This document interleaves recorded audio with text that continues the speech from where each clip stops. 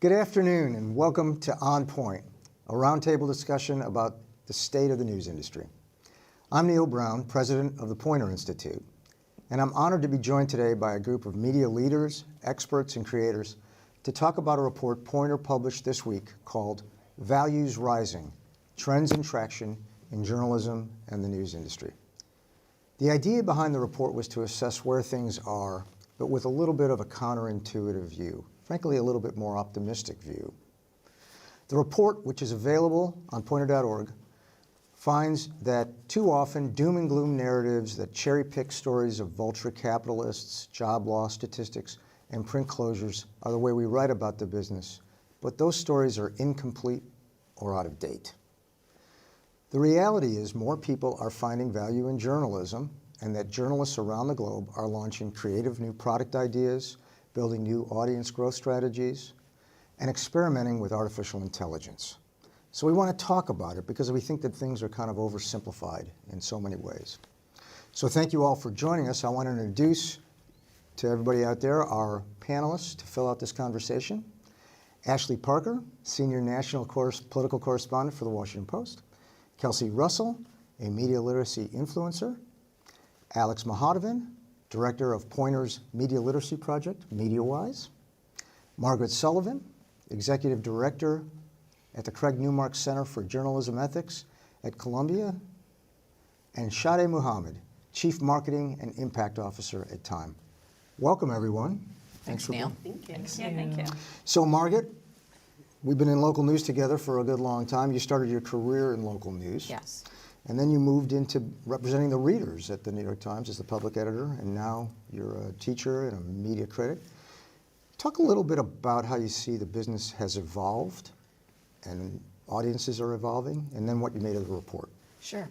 So I do think, sort of go backwards with that a little bit, I think it's great that the report is bringing some nuance and some depth to the kind of things we say over and over and over again, like local news is dead, or the country is full of, ghost newspapers. Because while some of that is true, there are other things going on as well, and there are a lot of bright spots.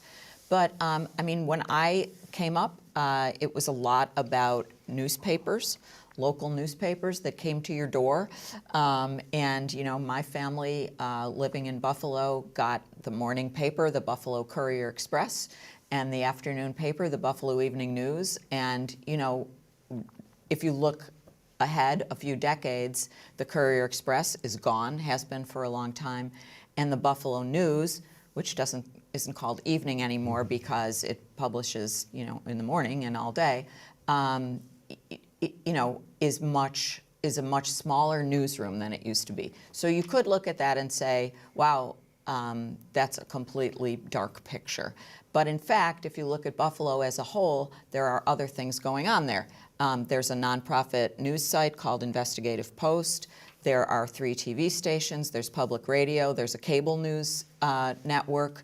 And so there are a lot of ways for people to get their news. I am still really troubled by the fact that a lot of the country doesn't have good local news, and that the former sources of it have dried up.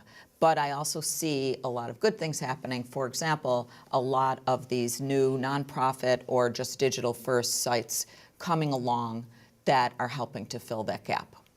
Yeah, things are changing in the relationship with the audience, or with the reader back in the day, and now it's much more than that. Alex, you've been with a number of different kinds of organizations, and now you're working as much with citizens and readers than you are with journalists. So how do you see the way people are kind of consuming news, including through the organizations that are around this table? Well, it's changed a lot, and I think even over the last 10 years, we've seen an interesting shift. So, I think people used to be a lot more deliberate about reading the news. Like, you grabbed a paper, like you like to do, and you actually physically read it. Like, you deliberately sat down and you had your time to read the newspaper. You turned on the news. You knew when you were going to watch. Right, at a specific time, right? Exactly. It was very deliberate. And then what happened is social platforms came along, Web 2.0, and I feel like news became more incidental. Like when you're in the grocery store line, you are scrolling Facebook and you see like a story about, a politician doing something bad or whatever. You get enraged, you share it. It's a lot more incidental. I think now what we're seeing is people have so many more options for news, and I think they're not fatigued by news, they're fatigued by social media. Like like you mentioned about LinkedIn, like kind of like Just avoiding. so much coming at you. I had just deleted Twitter and Instagram off my phone in an attempt to make my brain work better. Yeah. How long will you keep it off your phone? Okay, it'll be back on by this. It's new, but I'm hoping to form a habit. A brave new world. Yeah, unform a habit. Yeah. I lasted 2 months, so I deleted it. I was getting What brought you back on? I got brigaded because I got targeted by a streamer, so I deleted Twitter for a while just off my phone. Okay. And I lived a happy, glorious, free life for about 2 months.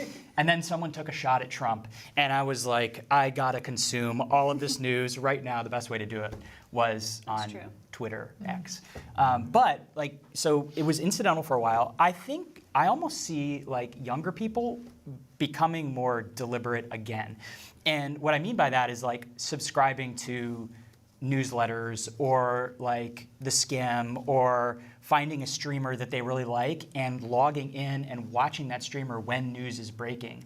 So I feel like while audiences are more fragmented and it seems like it's a free-for-all out there with like creators, people are being more like conscious about how they're seeking out the news. And to me, I'm like, that thrills me. I'm very happy about that. Well, and Kelsey, you are very intentional now about trying to get news from print. Tell us a little bit about that experience and why you went in that direction. Totally. I just felt extremely overwhelmed with how I was consuming news. I love the fact that you said it's not news fatigue, it's social media fatigue.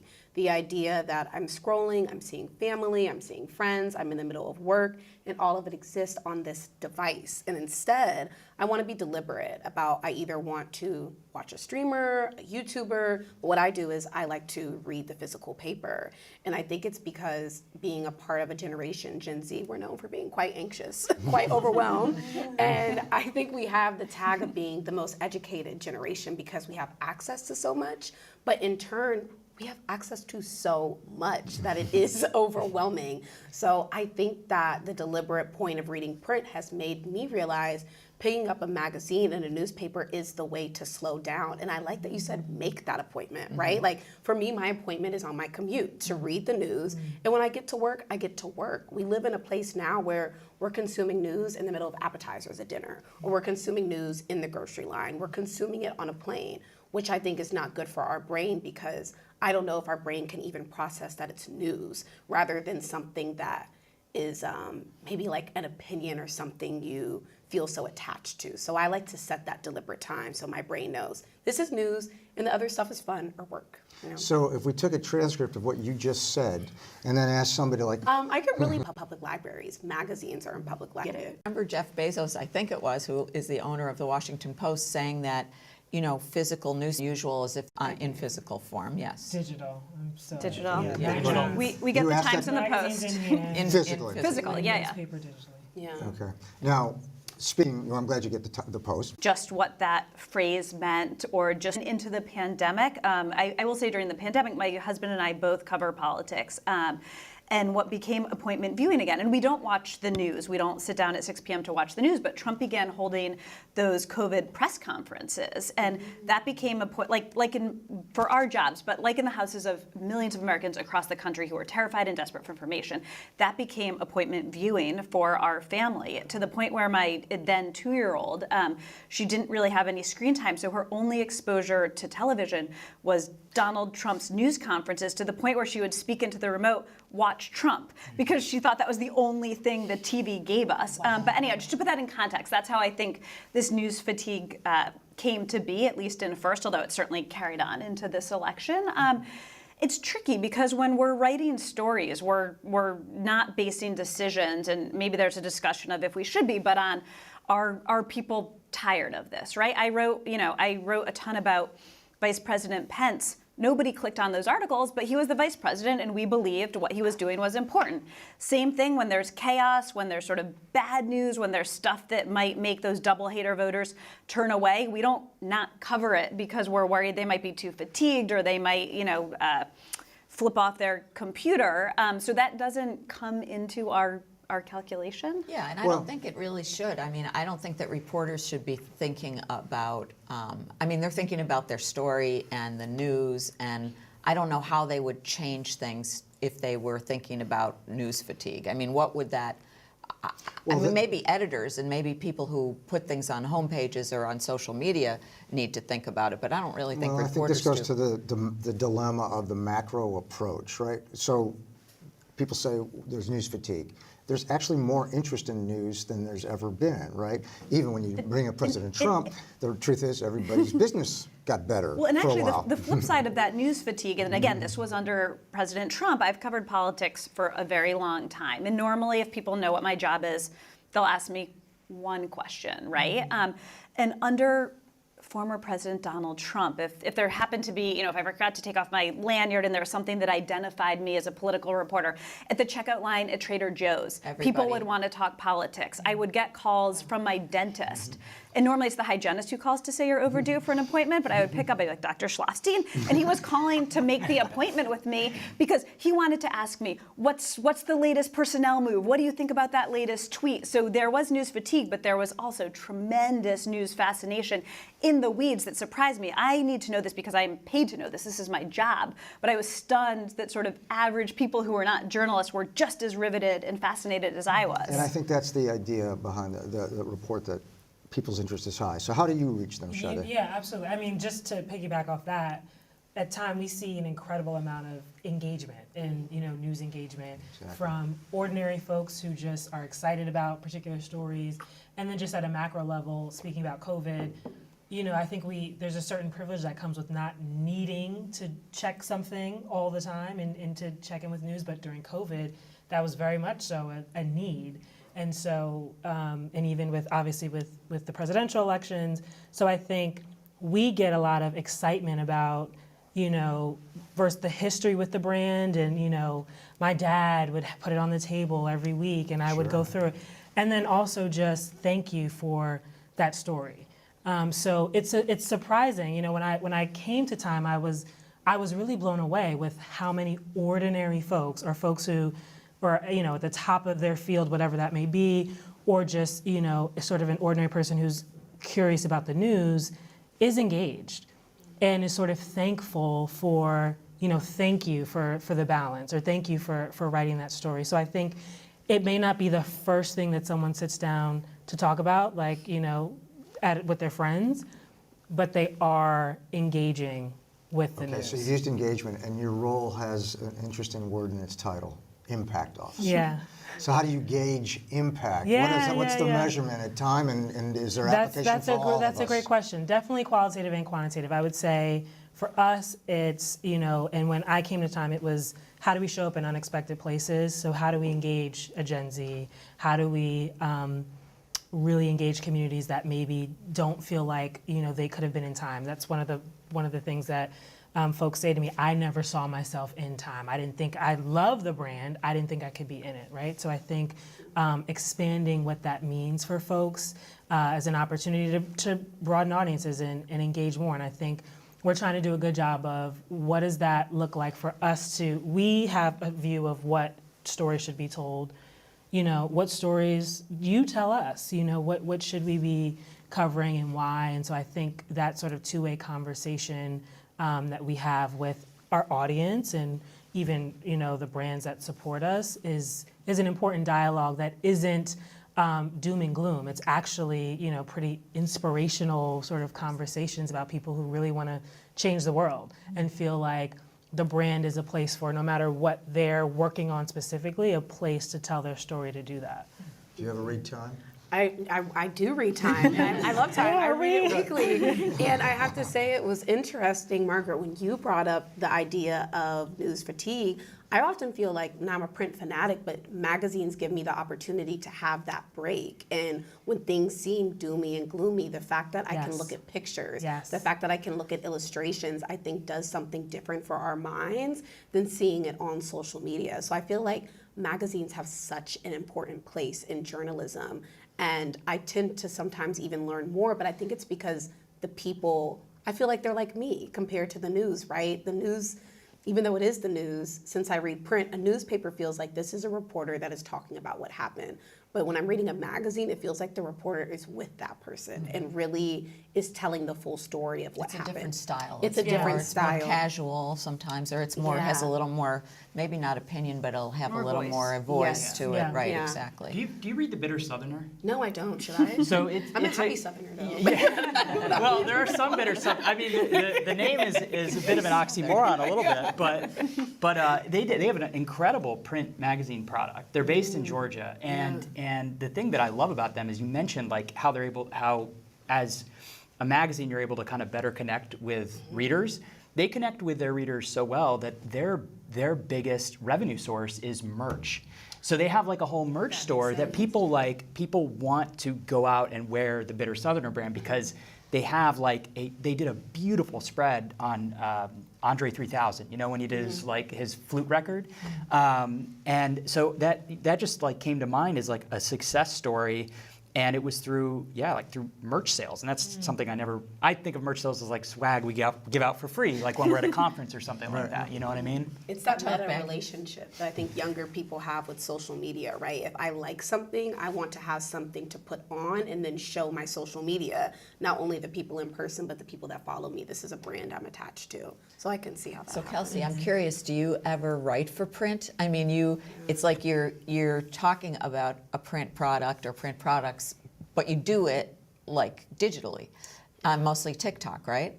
Mostly TikTok. Mostly. Exactly. So would you ever be interested in writing a magazine piece or Is it crazy if I say no? No, I mean, I would be interested because I believe you should try everything that comes to you. But it's not. You don't feel like it's your thing. It's not my thing. I actually took a journalism course once. We had this thing called Jan Term where we could take in high school 3 weeks of one course. And I took a journalism course.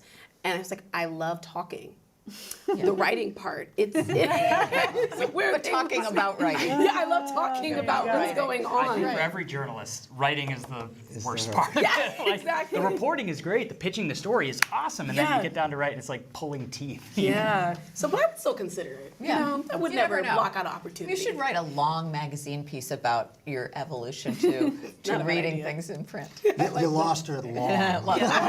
Well, that's a relative term. That's I don't totally write true. long myself. Well, we talked about news fatigue doesn't actually mean lack of news interest or even engagement. So another sort of macro kind of thing that we try to confront in the report certainly is people don't trust the media.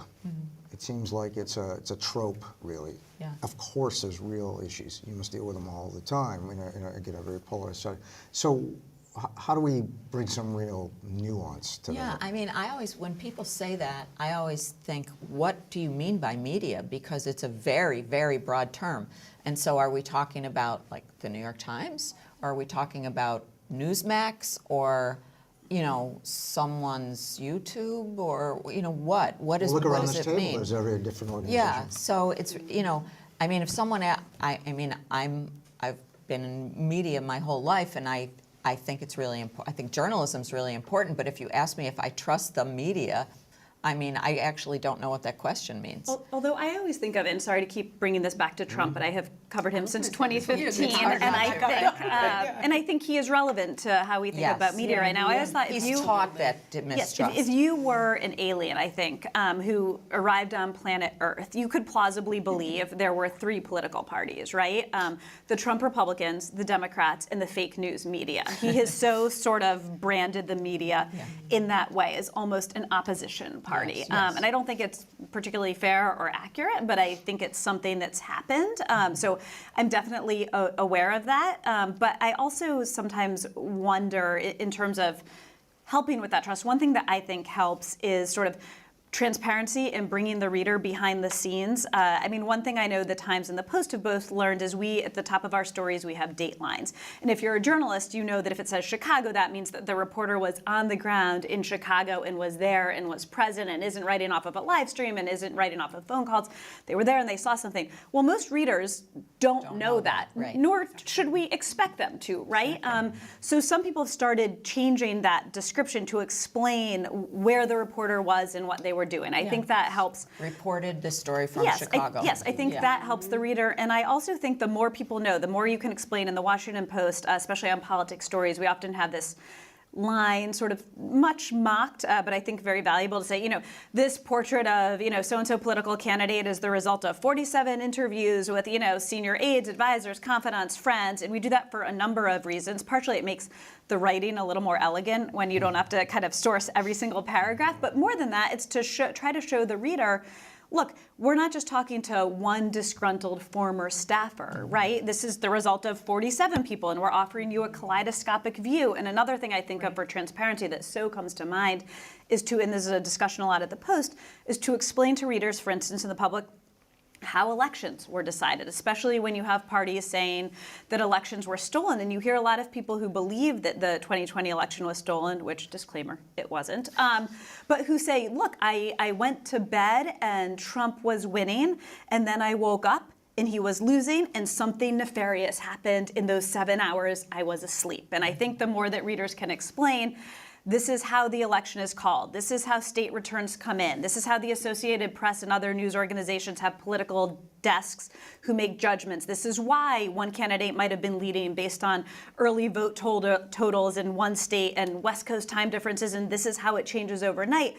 I think the more you can bring the reader behind the scenes, it doesn't look like this mysterious thing that was decided when people happen to look away from their phones to go to bed for a couple hours. Right, or even to create that expectation in advance. This election may not, we may not know the results of this election in the morning, and it may be a process of weeks or whatever, so that people kind of get that before it happens. Can I ask, so the challenge with that, and this is what I've run into, because when I teach media literacy, I also teach it to journalists. How can you actually weave that transparency into your reporting? Like you said, explaining how much reporting you did, a methodology box at the bottom, the summary at the top. But that's a lot of space that you have to take up to be transparent about your reporting. I ask you, like in the TikTok age, how can journalists be transparent while also telling the news and in 1 minute? Yeah, that's a question. I mean, bring up the behind the scenes, and the process is important because I'm part of a generation that likes the point of view. They like the behind the scenes, the day in the life. And I also think what happened is historically, like the sociological mind in myself is that power dynamics have changed a lot in the past decades. It used to be that if you were a doctor, you were the expert in medicine. If you are a lawyer, you were the expert in law. But now people have a bunch of access to information, so people started to question, like, wait, you're telling me this, but if I Google this, I'm not getting the same answer. So I think for so long, journalists have had a lot of power, and what they were saying is the truth, and there's no questions. But now we have access to ask people questions. I can look at a journalist's Instagram and say, wait, I don't really like the way you live, so maybe I don't want to trust you. So I think that... My Instagram. No, I've like given up good presents. Okay, fine. But I think that for what we want to see is the process. Like how do you become a journalist is a great question, right? How do you, when you go to work every day, what happens? Who is an editor? What happens? Who's a photographer putting together the pictures? I think the more you tell people about the process, and it might not be the journalists themselves, it might be the whole team putting that together, you start to gain people's trust because they want to see the behind the scenes that used to just not be questioned at all. I loved what Dave Jorgensen does at the Washington Post. So Dave Jorgensen, the Washington Post TikTok guy. Yeah. And he's literally having, these like Pulitzer Prize winning, journalists who we all worship. And he's like playing around with them on TikTok. You know what I mean? And I feel like that really breaks down barriers. And you can see it in the comments on TikTok. There are like Gen Z future like Washington Post readers who are commenting saying, oh, that's pretty cool. What's Watergate? Well, and what the report tries to get at is, to some degree, is we need more relationships with the audience, right? Instead of this sort of like what you're describing, one direction, talk at them. People don't believe in facts. Maybe you didn't present them well, or didn't take the time to do it, or didn't come up with a forum that's good. You must have to work through this too in terms of how do you build a relationship with an audience when we're dealing with institutions and big brands, and you got to break it down. Yeah, I mean, we're actually dealing with this, every day, and right now as we think about sort of how we engage creators and, how we ensure that what's the difference between a journalist and a creator and where do those two people meet. because there's a certain sense of, to your point, it's a craft. And to, in terms of being in medicine or law, journalism is a craft. And so journalists take a certain pride, as they should, in how that information comes to bear. And I think part of it needs a little bit of, just discretion in terms of how, journalists share information for obvious reasons. But there is, I think, more that we can do in terms of the transparency piece to foster more of that engagement. And I think it's something that we're working through, because the first, the main goal is that there's trust, that we're, approaching the stories in the right way, that we're protecting sources, all of those things. And so the idea that there could just be someone else who also has an opinion but hasn't done that work is, I think, It gets messy. it gets a little tricky. So that, but Isn't there some room there? I mean, if you're asking me, I am. there's a ton of room. There's a ton of room. And I remember, I went back to my high school and talked to some like 17-year-olds, 16-year-olds and asked them about, do you read, what do you read? And they were very engaged, and they told me what they didn't like about what we were doing, what they liked about what other folks were doing. And so I think there's this space where the integrity is intact, but we're allowing other voices to have a say or just be in the conversation together. And I think that's the part where it feels antagonistic in a sense. To your point, I Googled this and that's not true, right? As opposed to, well, tell me what you learned and how we can sort of work together to create something new. I think that also coincides with this rise of sort of brands, of reporters and creators being individual brands, and I've evolved on my thinking on this. When I started at the New York Times, and I assume the same was true for the Washington Post, and kind of all mainstream outlets, like you were but an anonymous cog in the machine, right? Like your name was so immaterial. You were, the only thing that matters was you were the White House reporter for the New York Times or the congressional reporter for the Washington Post, and you were interchangeable. And when journalists started becoming brands, I thought it was horrific, right? I was appalled. And now I have come to see that, A, that's just a reality, but B, that there's some real value in that, because people will find journalists or creators or TikTok influencers who they like and who they trust and who they follow because they like your voice, they like the way you tell stories, they like your perspective, or they know if I follow this person, they're always gonna have the first scoop on what is going on in Kamala Harris's campaign, and that's exciting. And so it's here to stay, and I don't necessarily think it's such a bad thing. Well, it is a relationship in that sense. Exactly. It's just instead of with, I remember when I was at the St. Pete Times, people said, take care of my paper, and they viewed the relationship as with the paper. Right. Now it's actually with the individuals. Right. And I think Very true. that we can at least understand that more and sort of do it. You mentioned merch, right? Okay, so We love Pointer needs swag. merch. Yes. We know that. We're all into stuff. merch and coming stuff. our way today? The thing I like about even bringing that up is that it goes to, there's got to be new and different products by which we can reach folks. And merch is one thing, events are another.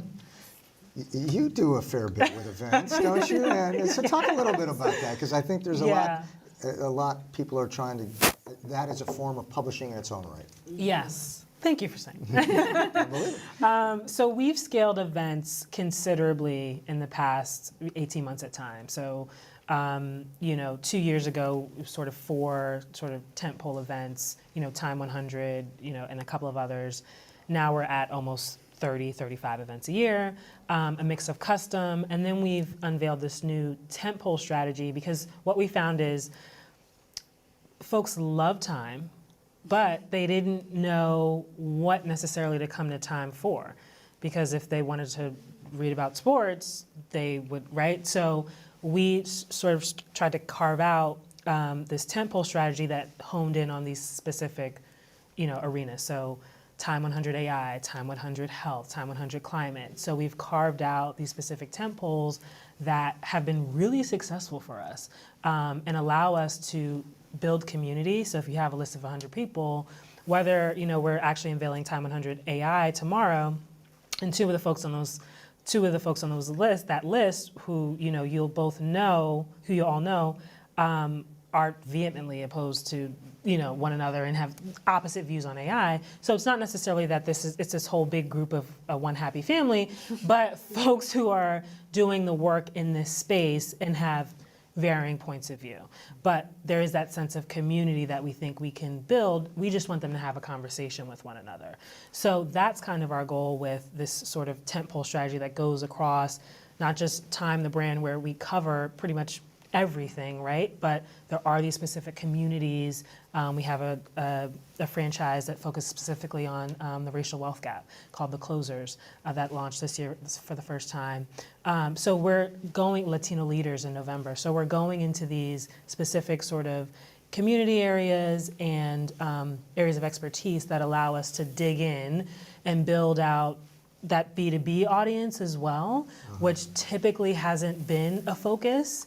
So that's where we see an area of opportunity as well. But then also just to build broader community around some of these more specific areas. So it starts with journalistic values, and then it goes. I mean, because the 100 are picked journalistically. 100%. Right. And independently, and then you take it to reach communities through events, sponsors, through the B2B stuff. Yeah. The idea is that those franchises go through all of our products, starting with the print product, so the Time 100 AI. Then we have an event for that, which might be a big blowout, or we might do a custom, Women in AI in San Francisco, or we'll go to specific communities and build it out that way.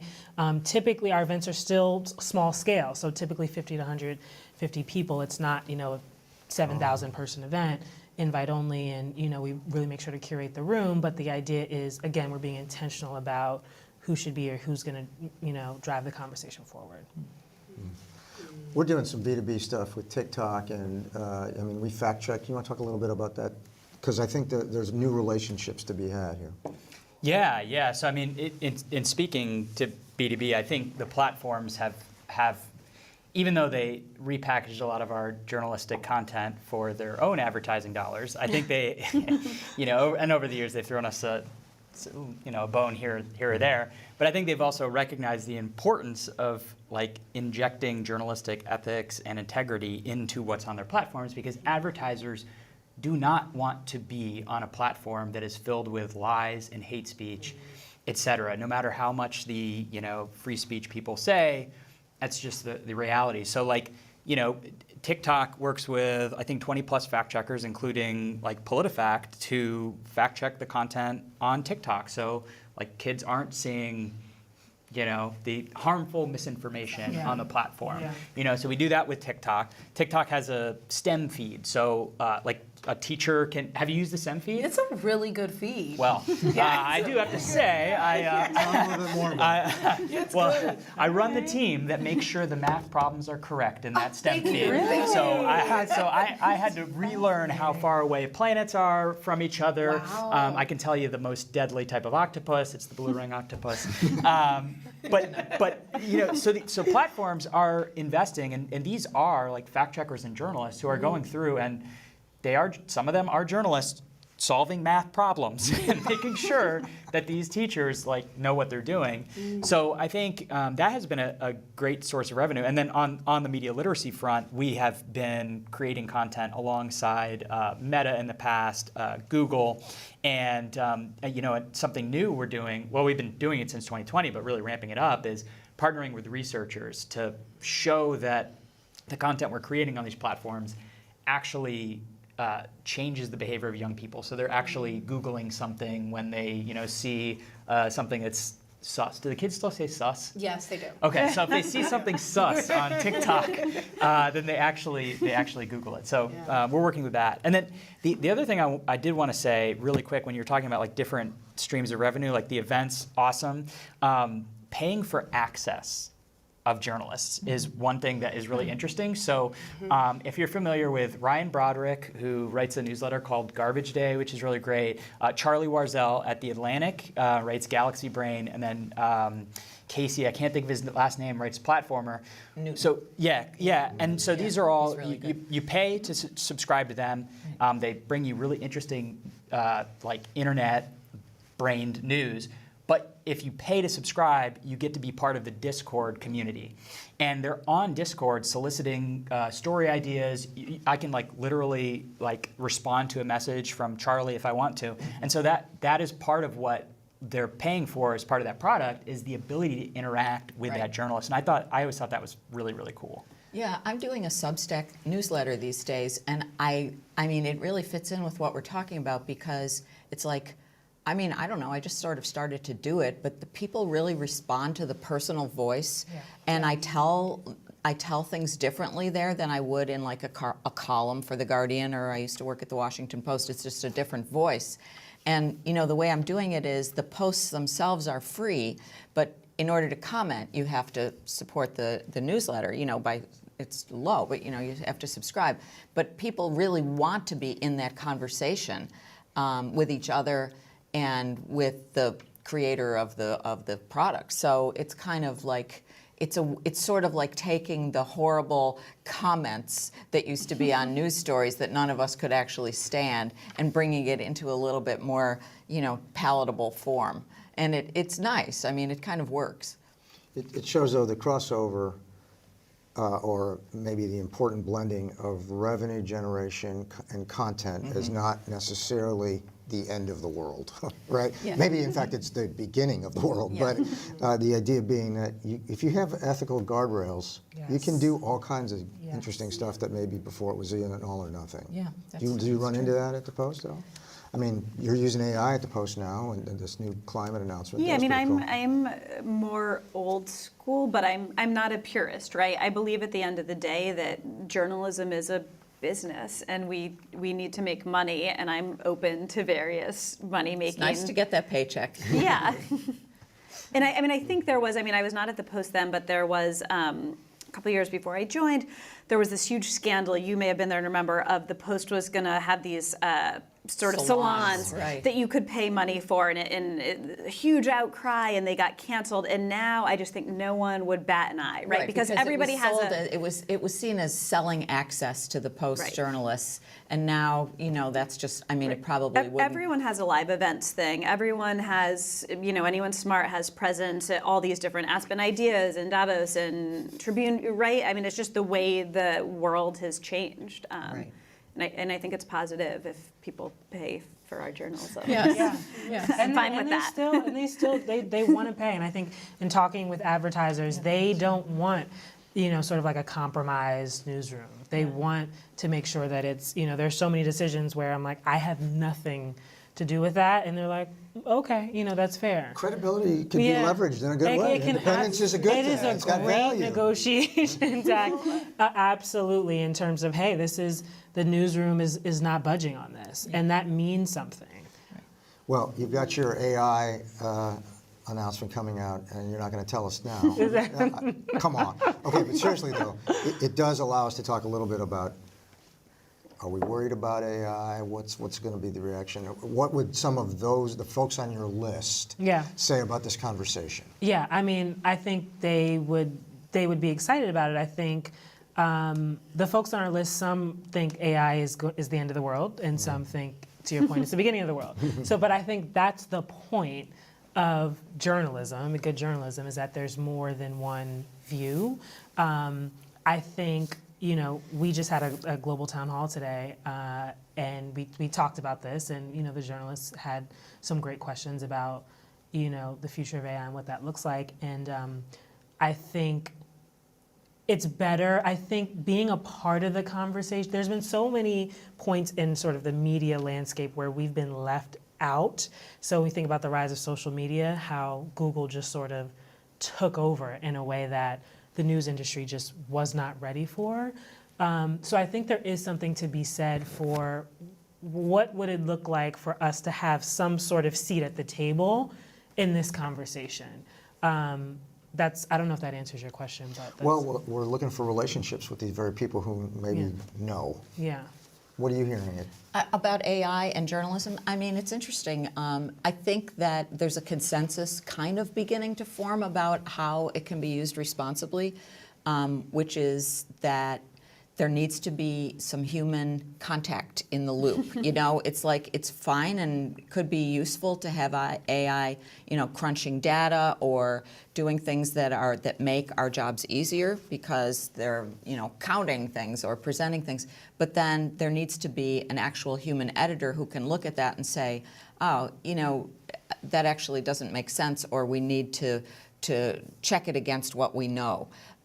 It's sort of like a self-driving car. Like, you need to bring a certain amount of caution to it. And there have been some really high-profile screw-ups in which, you know, news organizations or you know, media brands have used AI without that human filter, and it hasn't gone too well. So I think that's, you know, that's a part of it. And I think the other big ethical question is these deals that are being agreed to between AI companies and newsrooms to sell their content.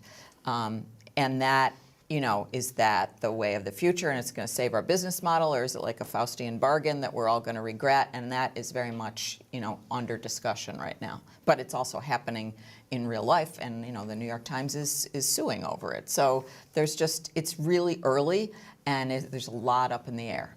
So it's wild. The investment needs to come somehow, though, right? I mean, you Yeah, just you don't do it for free. You don't do journalism for free. Well, or improve your, I don't know, technological service. Yeah. You know, I know you've been looking with organizations that are trying to figure this out, but are they using it much? Yeah. I mean, you'd be surprised at the amount of kind of small rural newsrooms who are putting AI to use to cover more meetings. And I see it, the way I see it is kind of like, do you remember the Mojo movement, the mobile journalism movement, where it's like we're all going to be backpack journalists? Yes. It would allow us to cover more. Like citizen journalists? Yeah, well, it was like, No, you have to one-man have band. every platform. yeah, you have every to be platform, able to do and you everything. carry it around. You're able to cover everything at once, but you're still one person, Right. you know. Right. And so it didn't save the industry because you were still one person trying to cover all of this stuff. The way I see AI is the ability to cover communities that are now being overlooked because resources are being pulled away. I will speak specifically about rural communities in Florida because we still have a lot of rural communities, and news organizations cannot afford to put a reporter in all of those school boards, all of those tree advisory council meetings, all of those important meetings that affect people in those communities. So those people in those communities, they go to Facebook, they go to Nextdoor, they go to YouTube, and that's where they get their news from. Whereas like using AI responsibly to be able to cover that, like you could set up workflow based on training all of the archives and covering this rural community back when you had the ability to do it. And you could set up a workflow that records, transcribes, writes summaries for, and then sends it to your reporter, who can then just make some calls and figure out how to cover what's in those communities. So I see a huge opportunity in AI in being able to cover overlooked communities. But see, that's exactly what I'm talking about too. Is like the sort of the kind of more rote work can get done, and then the reporter is actually going to do some journalism on it. Yeah. You know, and, Yeah. and I think that can be really valuable, because one of the things that's happened is that, you know, rural communities are the ones where these new digital or nonprofit news organizations have not cropped up. So, you know, they've come up in places that actually already have a lot of news coverage. You know, they're in you know, Atlanta, they're in Baltimore, they're in places that already have stuff. But in these rural areas, not so much, and there may not be good broadband there either. So, you know, there's a real need, and if it can help fill the gap, I think that's great. yeah. I think we should just be open to that plus, like, is there more? You know, because I think about a decade or so ago when, you know, social media was on the rise and newsrooms were like, that's not really a thing. We don't really, you know, so We're not going to do we're that. not going to do that, you know, and so. We had that at the Post. Yeah, and so I just think about, like, is there something we're missing, or how can we be a part of the innovation as opposed to being completely disrupted by it, like as we were, you know, 10, 15 years ago with social. I mean, a wider definition of what content is, or what journalism is even. Do you think we're too narrow in terms of journalism, news? No, I think some definitions need to be narrow. I think it's important. I think it's important that, journalism does have a definition. I think it always has to be a working definition that includes other people's voices. But I don't think it's narrow at all. I think really younger people are not familiar with what the definition of journalism is. I think that that's where I see a lot of confusion with young people, is because, like we were talking about earlier, the idea of not trusting the media. I just think people are just a little more untrustworthy because power dynamics have shifted. So what I think is journalism has to be redefined, and you have to meet young people where they are, right? And that goes back to my thing of the process. If you want to be a journalist when you're in 4th grade, how do you become one? Those conversations have to meet young people where they are. So that's what I think the definition just has to, I don't think it needs to be broadened, it just needs to be reminded for younger people. And the behind the scenes and the process has the added benefit, which I think is also one of the things the report gets at, of being kind of interesting and sexy and being good storytelling. As a reporter, I always try to keep in mind the rule of thumb when I'm telling a story is to not sort of, as you were talking about, like voice of God it, very authoritative, you need to believe it because I wrote it, but I try to think like, if for campaigns, they always say, like, what's the story when, the events are over and you're back at the hotel bar and you're talking to your friend or a fellow journalist and you're like, you wouldn't believe what happened today, or there was the most interesting thing. If it's interesting to your friends or your parents or your family when they call, it's probably interesting to the reader. And so it helps tell a really good story. So it may build trust, it may build that relationship, and it's also something that people just want to consume because it's interesting, which matters. And to keep the voice conversational, which is what you do so well, and speaking more directly to the audience, I think is really important. And that voice of God thing, or like what's sometimes called the view from nowhere, has kind of gone out of favor somewhat. And even at sort of more mainstream news outlets, we at the Post have a designate. There's designations analysis or a debrief, and a debrief in my mind, I always like to write debriefs because it's sort of just like a voicey, more fun perspective, right? It's still reported, it still meets every single Post standard, but it's a little more fun for me to write and hopefully a little more fun for readers to read because it's not so self-serious. It kind of reminds me of I've never was a math person, but I realize that people who love math and science. You realize there are math people. There are math people, but I think what makes them math people is they typically had a teacher that'll help them understand how math and science connect to everything around them. I think history, English, and writing, it's usually easy to connect that storytelling. And I think that that's when I think about what is, good, young, sexy journalism, is the idea from instilling with young people your storytelling your whole life. When something happens on the playground and you go to whoever picks you up from school or you go home and you tell that story, that's storytelling. So I think that really good journalism starts with helping youth understand that they have those skills early on. And it just reminded me of the math teachers that I had that they were the ones that helped me understand how math had to do with me doing my hair or me shopping, all of these things that I naturally love. So I love that connection you made. I think, and it just made me think, journalists can't be afraid to go into the spaces where young people are so they can learn what journalists are. So like the creators being at the DNC, I think got there was a little bit of pushback, maybe a little bit overblown pushback, but this gives young people an opportunity to see how journalism works up close. I think there needs to be more commingling between the two parties. So one thing I saw, for example, is Donnie O'Sullivan, who's a great CNN reporter who covers misinformation. He sat down with a streamer, Hassan Piker, and did an interview, right? And so his audience, which is filled with tons of young people, are now might tune into CNN and might follow Donnie's work. And Josh Stein of the Washington Post and Dave Weigel of Semaphore have been on Chapo Trap House, which is a fringe podcast or whatever. But there's we big can't. Audiences out there. There are, and we cannot be afraid to And it's it can feel like going into the lion's den because these are spaces that have squishy journalistic ethics. But I think as long as you're prepared to push back, and I think, like I said, you can't be afraid to go and meet young people where they are. I think that's right, and I think even if you come into that space as the voice of reason, the audience can discern that and say, okay, this is the journalist versus someone who's my favorite podcast, and it doesn't have to be the the journalist has to sort of meet that podcaster where they're at in terms of their level of expertise.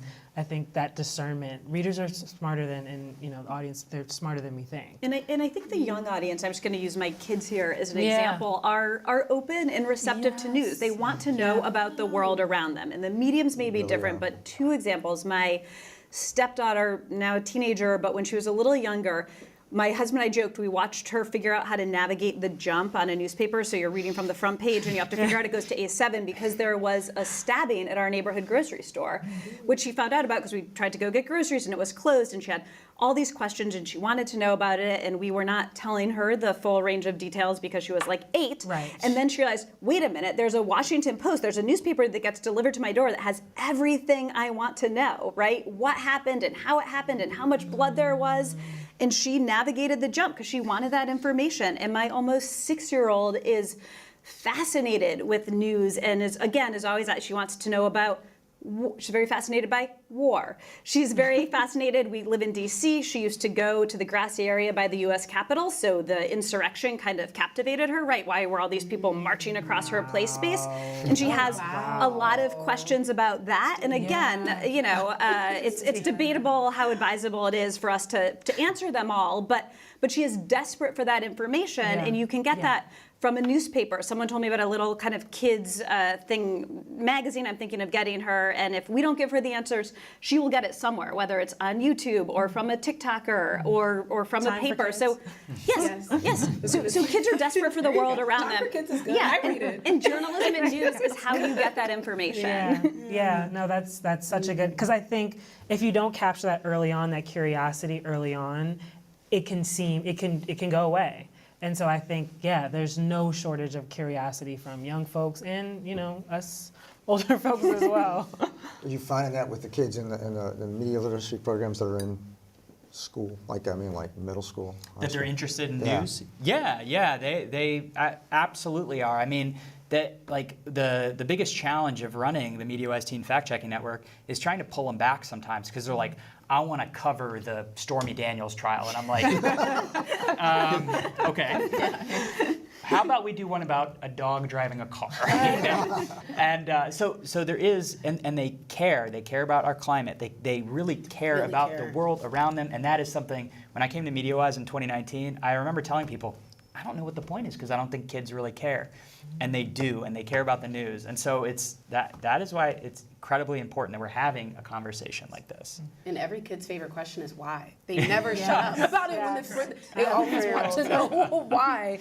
And I think journalism has a beautiful place, and just as, like gaps grow and wealth and all of these things, it can stand as a place for when you don't know what to do with your kid, you can give them publications, you can give them chances to read if you don't have that time. So I just think they love to ask why, and that's where all of this fits in. They care. They don't like to hear we say they don't care. Back to some of the new ways to do it, though, and then I'm not even talking about brand new ways, but podcasts, newsletters, these are forms that are derivative in a good way. Do we think that there's we're going to start to see greater sense of people paying for them? It's super effective, I think. I mean, that's the thing is like, people do object when they run up against a paywall. They're like, oh, I want to read the story, and how obnoxious that I can't read it because there's a paywall. And then, you find yourself saying, I know, but journalism is expensive to produce, and we have to pay reporters, and there is a cost of entry. But people seem very willing to pay for things that speak directly to them, and I think that's where podcasts and newsletters seem to do a really good job. Well, I think the marketing of them, we got to show the value, right, or the storytelling value of them. Yeah. Yeah, and I also think that's where, to the earlier conversation about journalists as brands, in the podcast space, especially newsletter, that's where the brand, the journalist, the writer as a brand really matters, because that's what sells, I think. Well, and we talk so much about like sort of the old metrics of the news game, subscriptions, advertising, those things like that. If you start to look at the eyeballs or the ears that are going to some of these products, it's suddenly it's a much bigger pool of interest, but we don't seem to tell it as much. I don't know. All right, we're going to go around the table now. Uh-oh. For a final I'm unprepared. You're utterly, Okay, I hope so. all right, maybe you're not, I don't know. Okay, so I want you to think about in a sentence or less,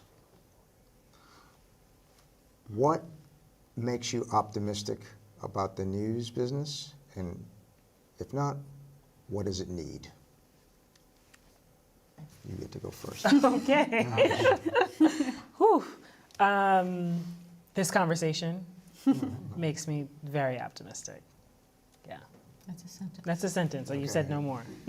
All right, well, what does the news business need? Well, I think the news business needs more of this, more openness to new ways of doing and being to meet the moment. See, aren't you glad you went first? I mean, I guess I think that journalism comes down to great reporting, and that, you know, yes, we need to make a living, and yes, we need to get our product out there, but I still see fantastic reporting at small places, big places, you know, legacy news organizations, startups, and that is the heart and soul of journalism, and there's a lot of good reporting going on. And also, you know, I teach at a journalism school, and the level of commitment and interest by journalism students is really high. People still want to do this kind of work, and they're finding a way to do it. Great reporting, optimism. Ashley? I am going to say compelling stories well told, I think is both what makes me optimistic and also what the business needs more of. What makes me optimistic is people are yearning for social interaction. And I think that when we're talking about events and in-person things, journalism and news can really fit that mold. So, new things. I think content creators kind of drifting more into the journalism world, being at the DNC. Like if our aim is to get people more civically engaged, what better way than speak to them directly? So I think that's really great. The one thing I think journalism needs more of is humility. I think we take ourselves we take ourselves so seriously All wish we had thought of that. It's always the last one to slip. we can just like chill out and not take ourselves so seriously. Have fun conversations like this. All right, I'm going to wrap it up by saying my two words: imagination and possibility for the business, which has all been reflected in your great ideas. There is just so much possibility. It's so important. And let's give the audience credit. They respond to great work. That's true. So thanks for all you're doing, and thanks for being part of this today. Thanks. Thanks.